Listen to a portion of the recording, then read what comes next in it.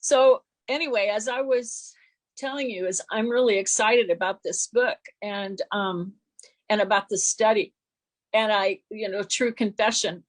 And I was thinking about you, Abby, because remember a few Sundays ago, you said to me, what you'd really like to see happen is a Lenten study about the spirituality that the Black people have brought to Christianity.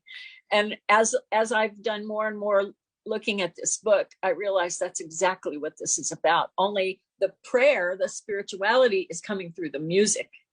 And so I love music. So anytime, we can learn something more about spirituality through music, I love. So this is going to be a good time. And I know I'm going to learn a lot. And it's probably, for some of you, you probably know all this stuff. And yet it's really good to share it with one another, to even if this is something you're familiar with, well, you can share your wisdom and your experience of it with those of us for whom it is new. And we wanted to start actually with a song that isn't included in the book, but Russell actually said it's one of his favorites, and it's probably one of the most important songs in the civil rights movement. But it was written right after the Civil War.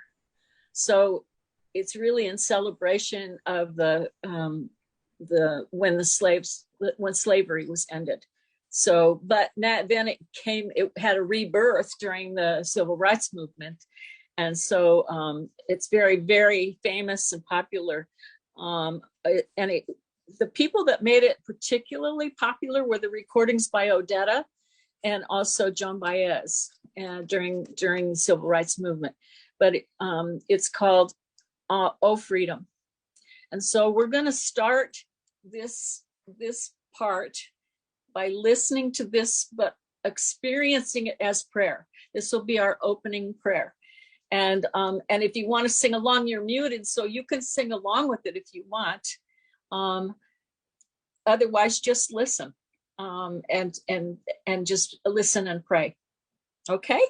All right, Kelsey, I think we're ready. Okay.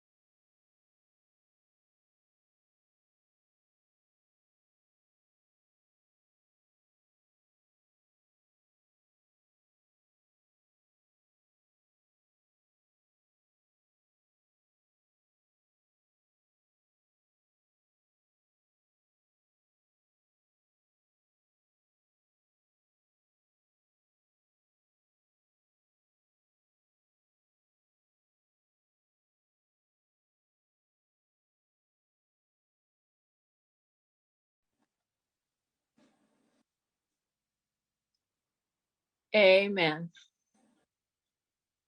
Such a beautiful, beautiful hymn. And that video makes me want to weep. Because in some ways, it reminds me how far we've come. But in some ways, it's how far we have to go. How far we have to go. And some of the same things that were being protested all that time ago, a long time ago, is happening still. So, but we make some progress, and we thank God for that, and thank God for all those who are still fighting the fight, still in the struggle. So what we're going to do is we're going to start with day one in the book, for those of you who have the book, and we're going to actually do the whole day together. And then you're encouraged in the following days and the ensuing days to continue on, do day 2 tomorrow and day 3 the next day. And then, we will we will do day 2 together next week. But just go ahead and use the book as a daily meditation. Then we'll come back and do day 2 together when we're together next time. So the very first song, we're going to start each week with the song of the week. Oh Freedom was kind of the overarching theme song for the whole time, but this is the song for today. Nobody knows the trouble I've seen. So we're going to listen to that right now.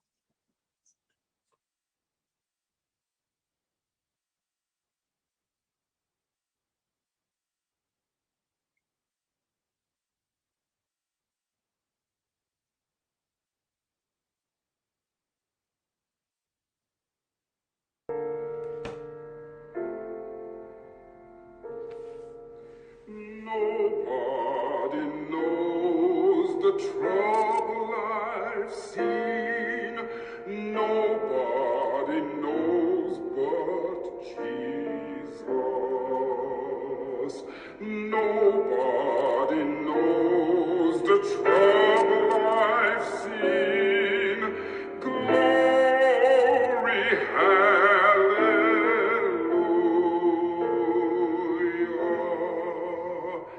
Sometimes I'm up, sometimes I'm down. Oh, yes, Lord. Sometimes I'm almost to the ground. Oh, yes, Lord. Oh, nobody knows the trouble I've seen. Nobody knows but Jesus. Nobody knows the trouble I've seen. Glory, hallelujah.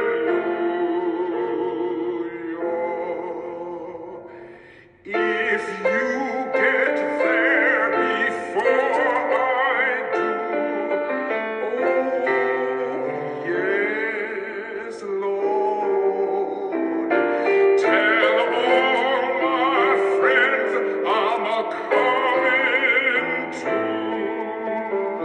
Oh, yes, Lord. Oh,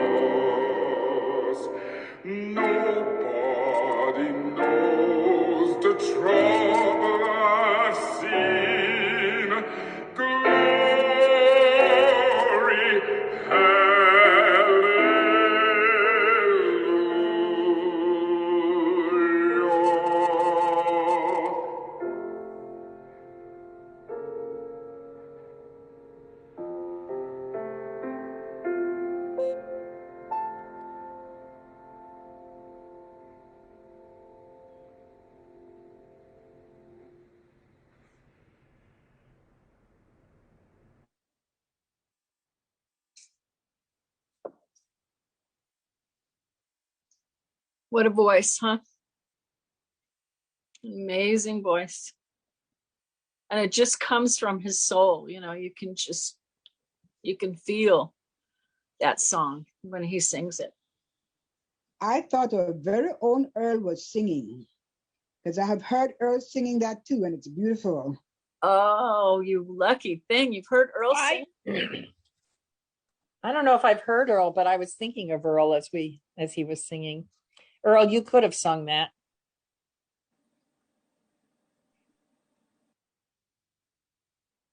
By the way, I want to thank Russ. He has just been a tremendous help to me with me going for radiation every day and so on. It's kind of hard to stay awake sometimes. But Russ did all the research and found the songs, found the videos, the YouTubes of the songs for us. So a great thanks to Russ for all of that. So appreciate it. Well, we're going to go to the next part of the study, and that is the scriptures. And I'm going to ask for a volunteer to do the Genesis reading, and then the Psalm, somebody else to do the Psalm, and somebody else to do Luke. So who would like to start us off with the Genesis reading?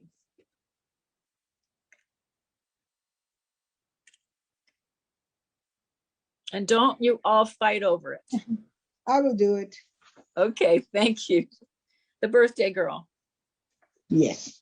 Now I don't know about these names. I may call the names wrongly, but you know. That's okay. You just say it like you say it like you know it, and everybody will believe you. Talking about, okay. Yeah. So Genesis 37, beginning at verse 12 to 22. Am I on? Yep. Okay. Now his brothers went to pasture their father's flock near Shechem, and Israel said to Joseph, "Are not your brothers pasturing the flock at Shechem? Come, I will send you to them," he answered. "Here I am." So he said to him, "Go now, see if it is well with your brothers and with the flock, and bring word back to me." So he sent him from the valley of Hebron. He came to Shechem, and the man found him wandering in the fields. The man asked him, "What are you seeking?" "I am seeking my brothers," he said. "Tell me, please, where they are pasturing the flock." The man said, "They have gone away, for I heard them saying, 'Let us go to Dothan.'" So Joseph went after his brothers and found them at Dothan. They saw him from a distance, and before he came near to them, they conspired to kill him. They said to one another, "Here comes this dreamer. Come now, let us kill him and throw him into one of the pits. Then we shall say that a wild animal has devoured him, and we shall see what will become of his dreams." But when Reuben heard it, he delivered him out of their hands, saying, "Let us not take his life." Reuben said to them, "Shed no blood. Throw him into this pit here in the wilderness, but lay no hand on him, that he might rescue him out of their hand and restore him to his father." So when Joseph came to his brothers, they stripped him of his robe, the long robe with sleeves that he wore, and they took him and threw him into a pit. The pit was empty. There was no water in it. Here's the rest of it.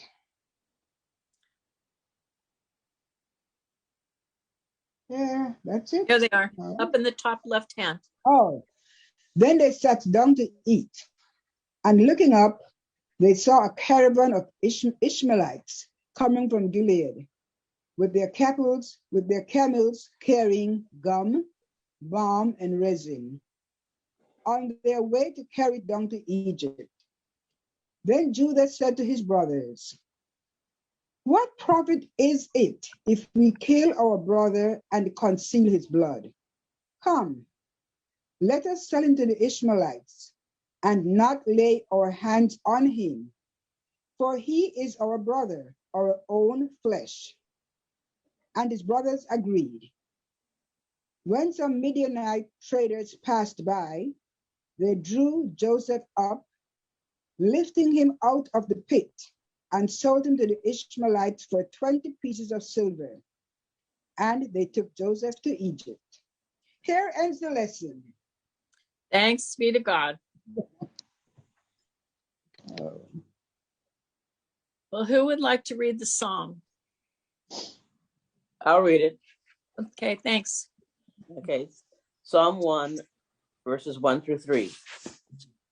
Happy are they who have not walked in the counsel of the wicked, nor lingered in the way of sinners, nor sat in the seats of the scornful. Their delight is in the law of the Lord, and they meditate on his law day and night. They are like trees planted by streams of water, bearing fruit in due season, with leaves that do not wither. Everything they do shall prosper. Thank you. Now, who would read Luke for us? Gwen. Luke 10:25 to 37. Just then, a lawyer stood up to test Jesus. "Teacher," he said, "what must I do to inherit eternal life?" He said, "What is written in the law? What do you read there?" He answered, "You love the Lord your God with all your heart and all your soul and with all your strength and with all your mind, and your neighbor as yourself." And he said to him, "You have given the right." Next page. Here we go. The right answer. Do this, and you will live. But wanting to justify himself, he asked Jesus, "And who is my neighbor?" Jesus replied, "A man was going down from Jerusalem to Jericho and fell into the hands of robbers, who stripped him, beat him, and went away, leaving him half dead. Now, by chance, a priest was going down that road, and when he saw him, he passed by on the other side. So likewise a Levite. And when he came to the place and saw him, passed by on the other side. But a Samaritan, while traveling, came near him, and when he saw him, he was moved with pity. He went to him and bandaged his wounds, having poured oil and wine on them.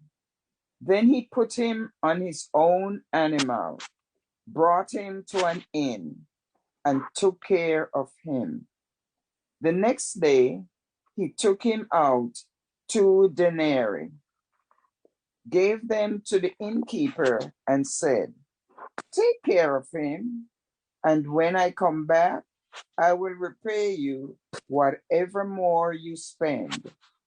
Which of these 3 do you think was a neighbor to the man who fell into the hands of the robbers? He said, "The one who showed him mercy." Jesus said to him, "Go and do likewise."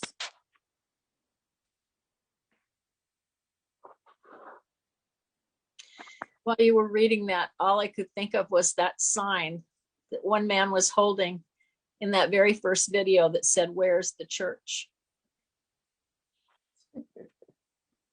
Where is the church?" We're going to go now into the spiritual reflection part. And again, I enjoy hearing different voices read. And so as long as you're willing to do that, we can break it down into paragraphs. So is there anyone who would like to read the first paragraph of the spiritual reflection?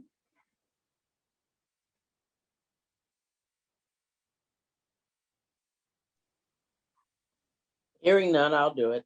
Okay. Oh, okay. I'll read the second one then. Okay, good, Martha, thanks. Nobody knows the troubles I've seen is one of the most haunting of spirituals. Nobody knows the troubles I've seen. As a child, I thought the line went like this. Nobody knows the troubles I feel. Seen or felt, there are many troubles for African Americans in the United States. From the time most of their ancestors arrived as slaves over 400 years ago to the present, African Americans have felt and seen too many troubles. Martha?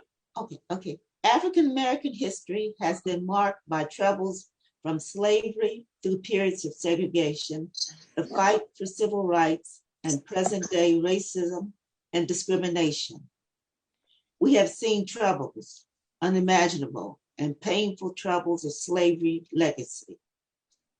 The slave song sang of their troubles, the dehumanizing treatment meted out to them. They had to fight for their freedom and struggle to assert their humanity. Who would do the next paragraph? I would. That the cries of the slaves have been called spirituals is a lesson in itself. There is no denying that the slaves from Africa came with their own spiritual lives. African history, anthropology, and religious studies point to a deep commitment and awareness of the spirit. Slaves were spiritual beings and spiritually aware. I'll read, Mary. Okay. Our gospel reading reminds us to notice the behavior of the Good Samaritan. Note how the Samaritan responds to the suffering of the person who was robbed and nearly beaten to death, while the legal and religious experts of the day ignored his suffering. Now more than ever, the church, the country, and all spiritual people are called to attend to those who have been robbed and wounded along the paths of life. African Americans and all who support justice and equality urge us to respond to those most in need of mercy in our society. And who will read this paragraph? I will. Go ahead.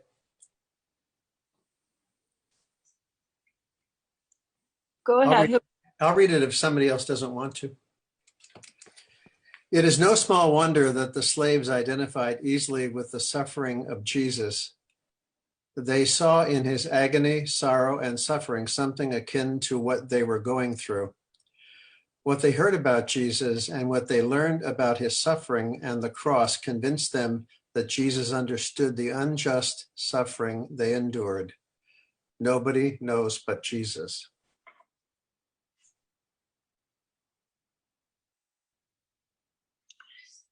I just want to share an experience that I had when I was in seminary. It was the very first church history class that I took. And when I was enough into it to actually know what the church had and hadn't done all through history, I went to my spiritual director and I said, not only am I dropping out of seminary, but I don't want to be a Christian. I don't want to stand up for the church because of all it has done or has not done in history. And I really meant it. I was so horrified by what I had read and heard about. I had no idea that the church had a history like that. Both the things we did like the Crusades, and the things that we didn't do, like respond to slavery.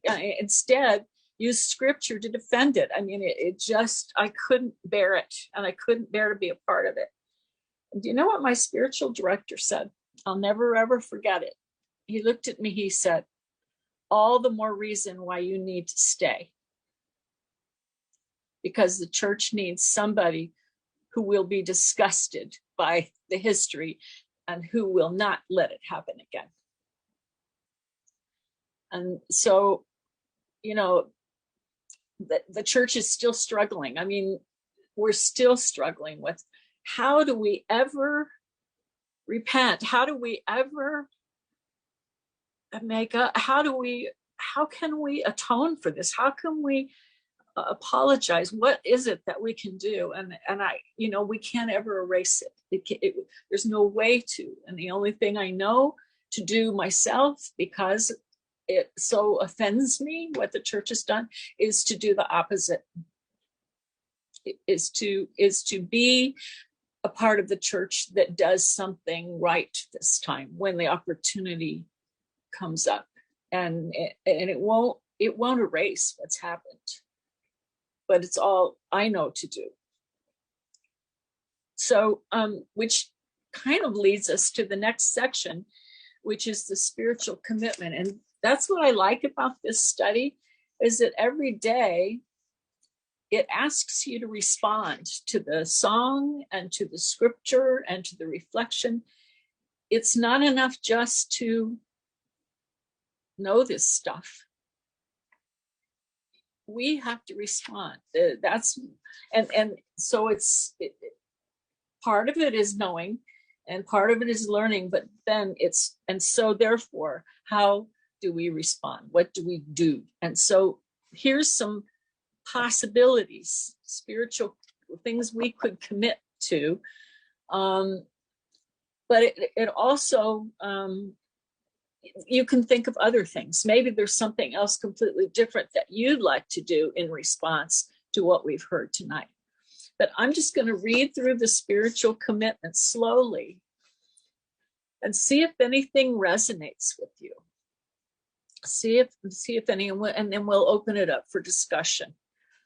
So the first commitment he suggests, and this is the author just suggesting some things to do: reread the spiritual, the words of the spiritual. How might God be calling you to know more about the past and the present troubles of African Americans? So that's one possibility.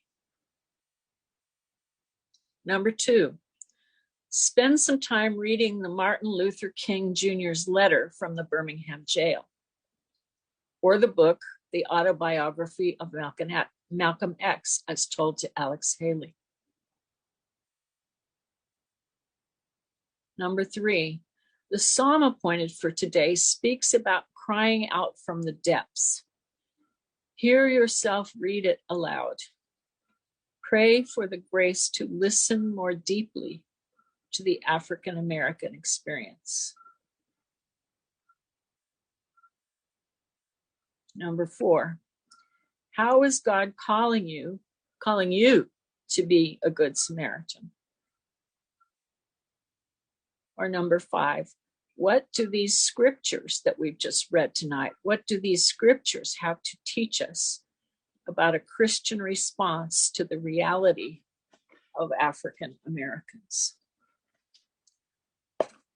So what resonates with you? Do any of those, or is there something else that kind of has gotten stirred up in you so far this evening?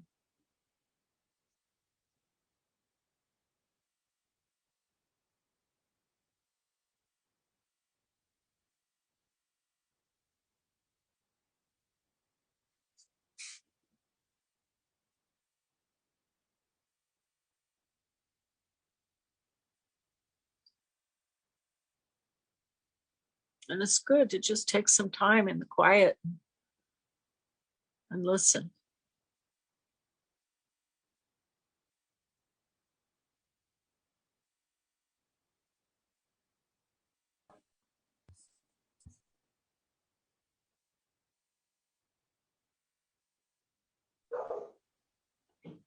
I have started reading the Autobiography of Malcolm X by Alex Haley. Uh-huh. I've had that book forever. I am just now starting to read it. Ah. I don't know if I'm going to get through all of it, but I'm reading it. Yeah.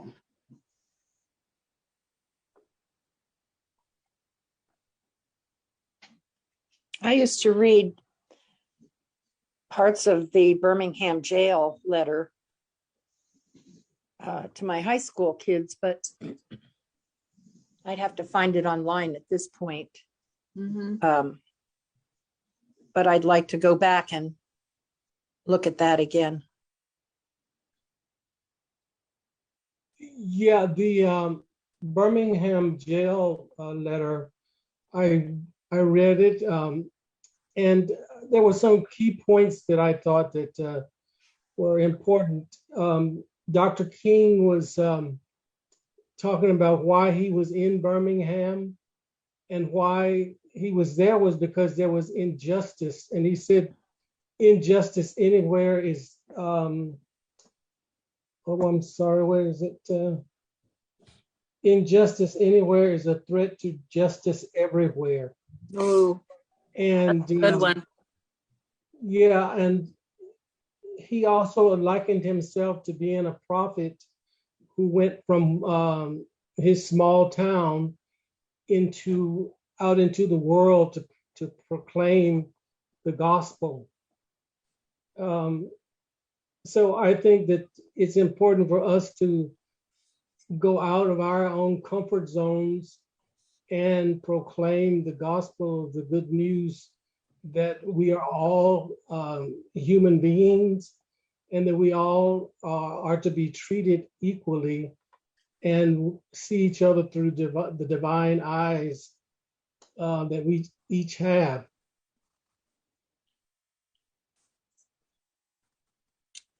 That's a great insight. Yeah, that we're all called to be prophets in a way, aren't we?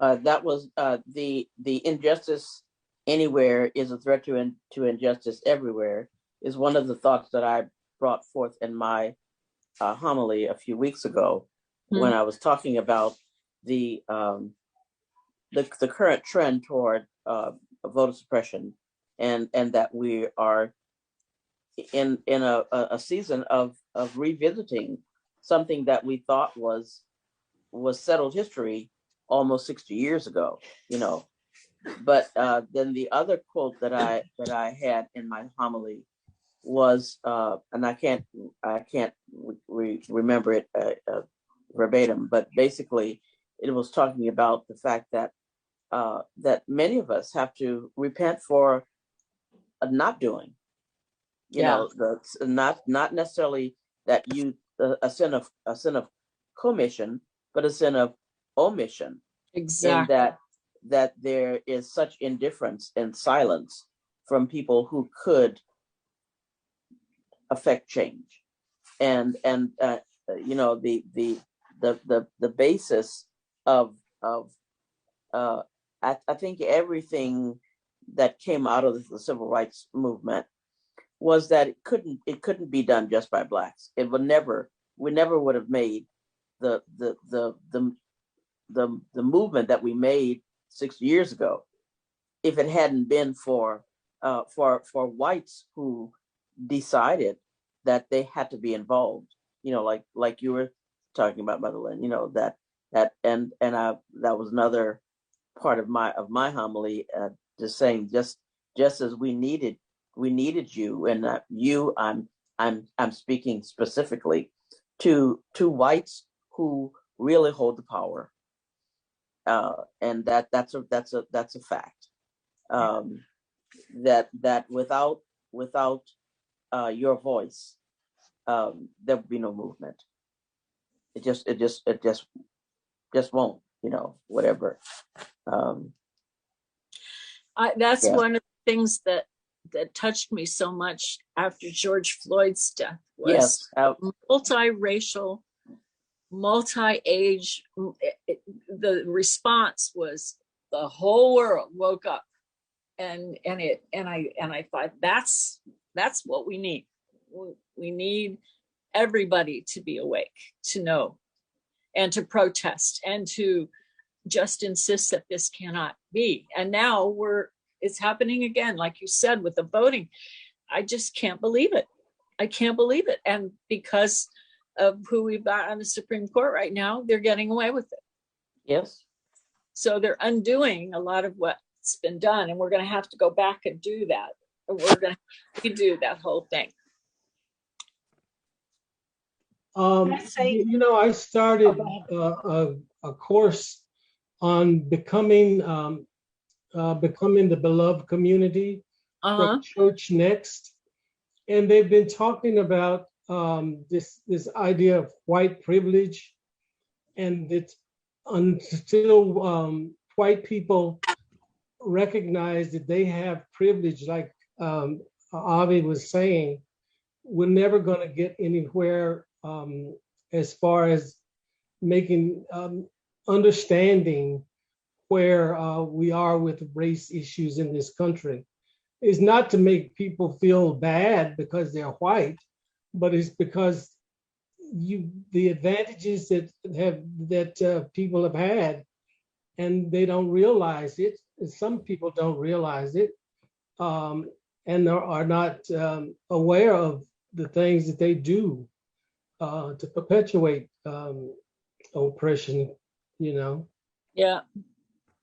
Actually, Russ sent me an article this week, and he's agreed to get it. I think Kelsey's going to send it out to all of you. But I think it was from the Washington Post, wasn't it, Russ? And yeah. It was about the Black experience of going into white territory, like where there's a power difference. For instance, a Black person going in to get a job with a white boss, and going for the interview, and the inequality of that power inequality. Anyway, it's a great article. So I think Kelsey's gonna send that out. But yeah, that's part of the problem. And I think going back to what you said, Abby, about the sin of omission, that's the sin of my roots, my heritage, because in the culture I was raised in the British culture, you don't speak out because it's not polite. My mother was horrified that I spoke up at church. It's just not in my bones or the way I was raised to be somebody who protested or carried a sign or spoke up. So there's a lot. I mean, some white people, it's complete ignorance or they don't care. But for some of us, we've got to overcome the cultural things that tell us to be a nice girl, be polite, don't make anybody feel uncomfortable. And so there's some overcoming that has to happen too for some of us. Well, I was thinking about nobody knows. And I don't mean that I'm such a great person or anything, but I have friends who don't think anything is really wrong. And I get hysterical. And so when I was listening to Oh Freedom, I cried for like half an hour. I just couldn't stand it. That all this crap is happening again. It isn't that there's been no progress, but why hasn't there? I hope this is going to sound fun. I had hoped by the time I die that things would be really different. And I just get crazy, and it makes me very sad and discouraged. And it's only being around people like you guys that really helps me with that. And the other thing about not knowing is I'm 77. My first job was in New York. I was 23 or 24. I was a little blonde white boy, and I got a job because I was a little blonde white boy. I wasn't qualified for that job. And I look back now, there was nobody in my department of 300 people, there were no people of color. And so, and so my take is that I'm only as well off as I am because I had that extra advantage that put me up 4 or 5 stairs, or at least even got me on the ladder. And I have friends, not to pick on them, they don't know that. And they're smart. And some of them go to my previous parish, which is a wonderful place. It's a very liberal church. It's in Pasadena, All Saints, but they don't even see or intuit that everything was set up for them the day they were born. And it just makes me really sad. And it just makes me so sad. And the older I get, the sadder I get about it. Just not knowing. I mean, I did, and I will also say that I grew up in a white neighborhood in San Francisco, and I didn't fully realize what Jim Crow meant, living in San Francisco in a neighborhood that was 90% white. I didn't really know. It never hit me in the gut until later. And I'm thinking how bad we are about teaching anything. I should have known more about it. It should have hit me in the gut. It was just something that was terrible, but it didn't become an emotional thing for me till later. And I feel bad about that, but I can't. Then when we try to teach it, yeah, we'll protest that we're trying to teach the truth. And that's what makes me absolutely crazy. Anyway, that's it. I rambled around. Thank you. This is Martha. I was just thinking, based on what Mother Lynn, what you and Russ were saying, nobody wants to deal with the truth. A little bit of it's fine, but when it starts impacting you, it gets really scary. You become uncomfortable, and that it's hard to look at yourself. And I think with the whole issue, what's going on in our society is not necessarily pointing to one person saying you this bad person, but it's saying we have a history that we have to reconcile with, and that we're all responsible for it. Mm-hmm. But I have a comment about Russell's article about the power distribution when you go into a setting that's all white or you've been interviewed for a job. I remember about 47 years ago, I was living in New York and I didn't like the job I had, so I was looking around and I got an interview that I was really interested in. So I knew it was going to be mainly whites at the interview, had my normal anxiety, but had it contained, went to the interview, and I expected to be with just one person. I went in, there were 12 people around the table. Oh my God. So went through the interview and, then, afterwards they asked me, what did you think about our agency? And, the typical kind of things you would say and the interactions. And then they said, is there anything you want to say about what you thought? I said, yes. I felt how Jesus must have felt at the Last Supper. He was with his 12 and they looked at me and they kind of laughed. Now, I'm not being racial or prejudiced or anything. This was at a Jewish agency, so they were all Jews there. And so they got the message of what I was saying on some level. But the issue was they had the power and I knew it, but they needed to know how I felt. Mm-hmm. And they acknowledged it. And so the next day I know they got a call back. They wanted me to accept for the job. But I wanted another job, so I didn't take it. But yeah, but I think, that it happens and you end up learning skills for dealing with it. But I think power, no one wants to give up power. You have to keep that in mind because it's hard to share. And it's hard to accept that sometimes when you do share or you let other things in, what you're doing becomes better. But what you know is what you know, and it's scared to grow. It's scared for people to grow. Yeah. Martha, back to your point about privilege, Dr. King said history is long and tragic story of the fact that privileged groups seldom give up their privileges voluntarily. Yeah. So, once you have power, you want to hold on to it. And that's exactly what we're seeing with the this voter suppression and all these laws that they're passing to keep people from voting. It's just a throwback to Jim Crow as far as I'm concerned. Yeah. I wanted to say, I just realized I had these sitting here. I went today and picked up postcards for the organization Indivisible. And if you're not familiar with them, the postcard is being sent. These, I picked up 40 to write. They have found that personalized postcards are, it's one small thing I can do. And they have found that and actually calling, even though I get annoyed when I'm called, phone calls are important. They do make a difference. So these are going to Arizona, to one of the congressional districts where voting is right at threat right now, the position. So it says on the front, democracy. This is I don't know if you can. Oh, yeah. See. It says democracy is not a state. It is an act, and each generation must do its part. Vote. So these go to Democrats who have had a spotty record of voting.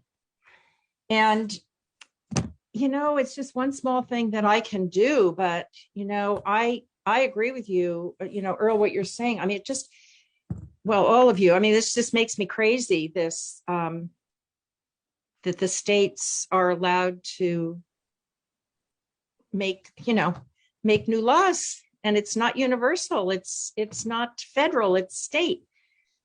So I'm doing that little part. If anyone's interested, I'm sure you can look up Indivisible on your, online and see if there's some place where you could connect in your area.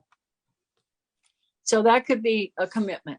Mm-hmm. Yeah, it is a commitment. I mean, it's 40 of them. I got 2 packets, and it does take time. Yeah. And but I mean, the exactly end chapter is asking you to make a commitment. That's right. That could right. be, and is. Right. Obviously, you already made a commitment to do that. Yeah. But I think for each of us, we have to think about what can I do? And just the prayer, "Here I am, Lord, send me." You never know what's going to come across your path. I have a friend, she's the wife of a priest, and she is right now in Uganda, and she goes regularly to Uganda, and she's helping set up schools and libraries and getting the kids, and they have a program. I know I sponsor a child to pay for his school and his books and everything. But I mean, there's all this stuff going on. So when Lent was getting ready to start, I really wanted to do something about outreach. And I didn't know what. I just knew that I wanted to open up a new way of reaching out personally, just me personally. And the very next day, an email came from Tracy saying, we're going to do a safe shelter for some of them who are escaping from the wars in Rwanda and other places. And right now, the kids are all sleeping on the floor, and we want to buy bunk beds. And so, it was just like, whoa, answer to prayer. But my whole point is, you just ask God, what do you want me to do? What can I do? And just pay attention to what comes in your email box, what comes in the mail, what do you hear on television? There'll be an answer to that. "Here I am, Lord, send me." God's just waiting for us to ask that question. And for each of us, it'll be something different. But I think that's what this is challenging us to do, is to not just sit and study about it and have conversations about it and say, "Ain't it awful?" It's, what do we do? What can we do? What little thing, even something small. Writing postcards, it seems small, but it's the ripple effect.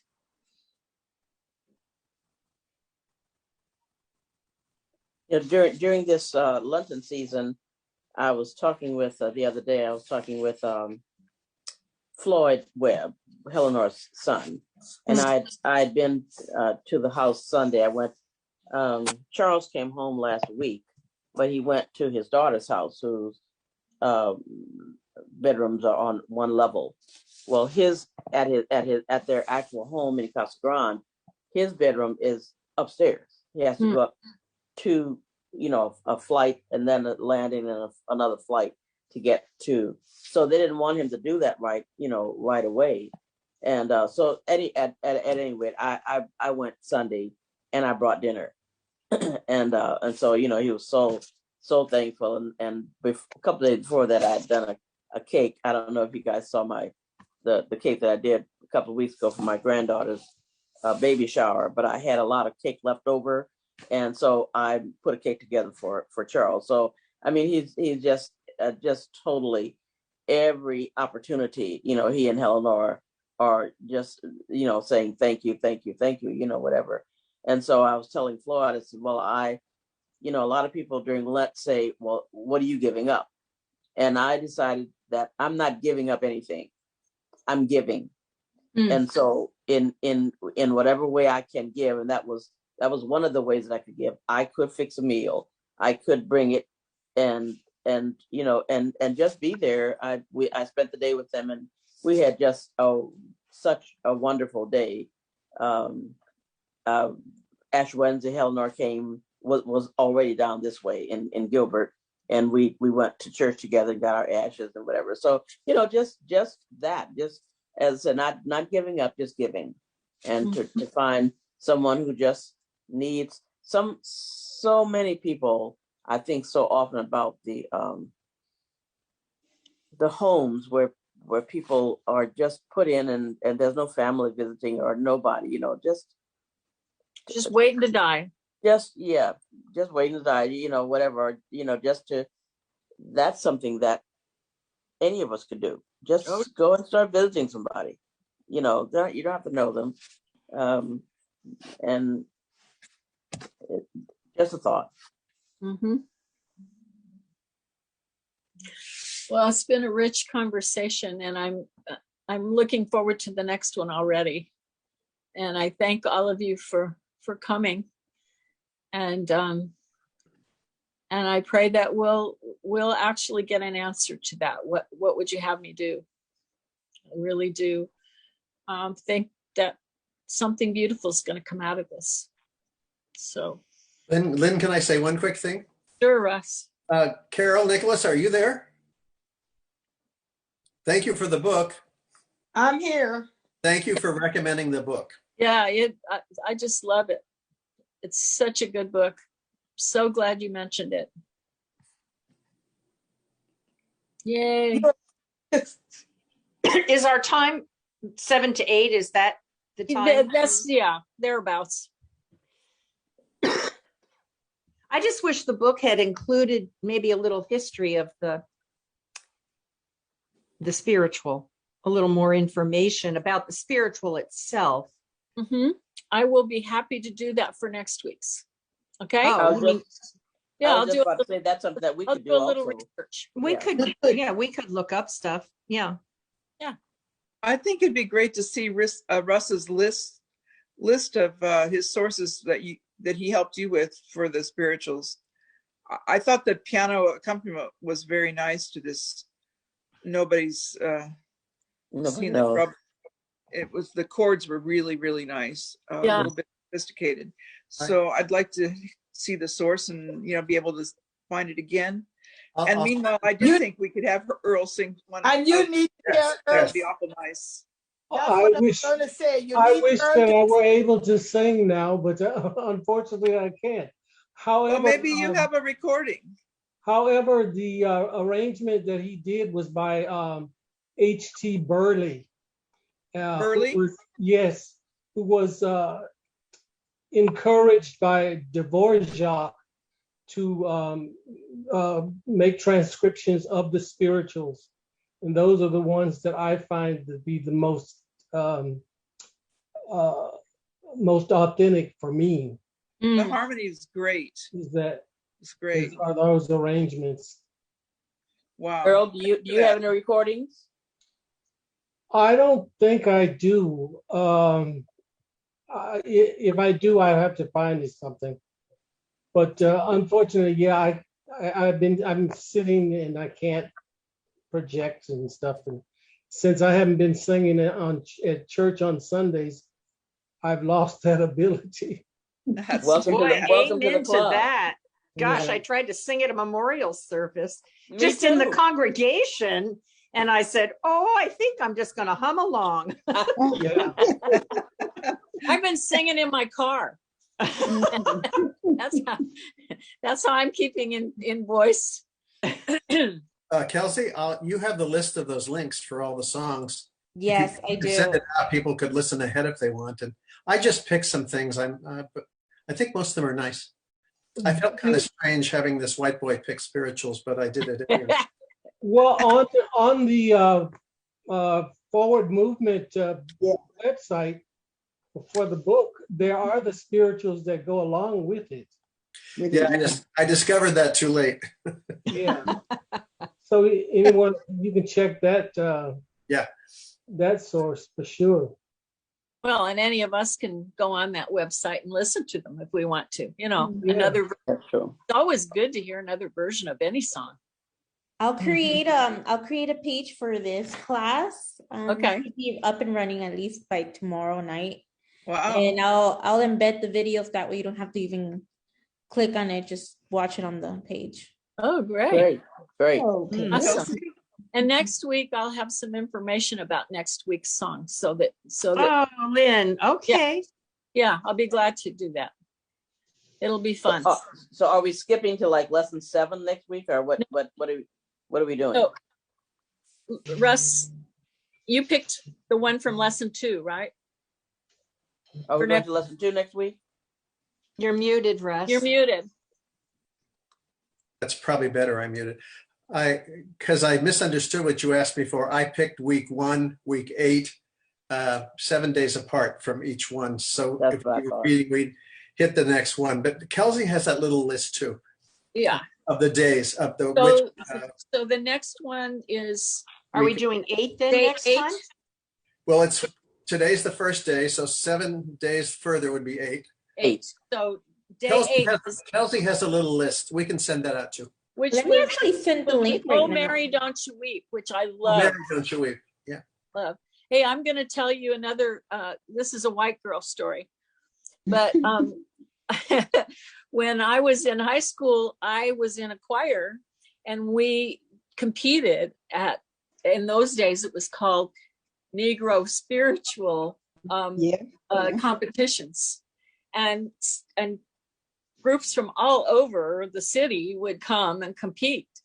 And of course, I loved sitting there listening to when the black choirs, when the people from the inner city sang. Oh my God, and it was almost embarrassing, but we did pretty well, actually. I mean, we did our best, and that's when I fell in love with Negro spirituals or black spirituals, because you would just hear these fantastic choirs. So it's a wonderful part of my memory of school. Well, thank you all, and we'll see you next week. Looking forward to it. Thank you, Mother. Okay. Great class. Love it, Mother Thanks a Lynn. lot. Thank It was Bye-bye. terrific. Have Bye, a good everybody. week. Good night, everybody. Bye. Bye.